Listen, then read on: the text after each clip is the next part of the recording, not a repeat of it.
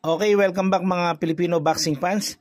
Isang nakakalungkot nga pong balita yung pumasok ngayong araw dahil nabalitaan po natin na pumanaw po itong ating knockout artist na Filipino featherweight champion na si Fernando Tagpuno.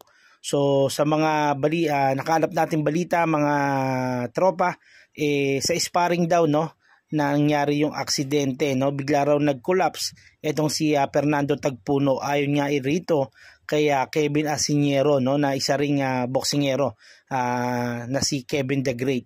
Ayan, kung makikita natin dito sa comment section, nagtanong po ang MP Boxing Gym kung ano nangyari, at ito nga yung sinagot ni Kevin the Great is sparring daw, biglang nag-collapse itong si Fernando Tagpuno. Nakakagulat dahil may paparating pa naman laban itong si Tagpuno this coming July. At ganito yung nangyari, napakabata pa, may record na 10 wins with 10 knockouts at may 4 na talo. At huling lumaban itong June 8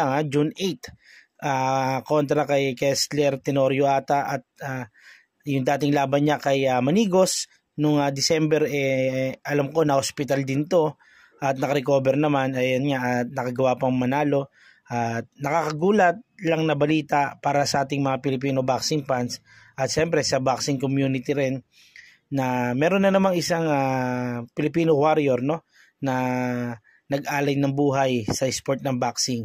Kaya naman paalala nga po mga tropa, ang boxing po ay hindi biro. Kaya naman rest in peace po kay Fernando Tagpuno at condolence po sa buong pamilya na naiwan nitong si Tagpuno.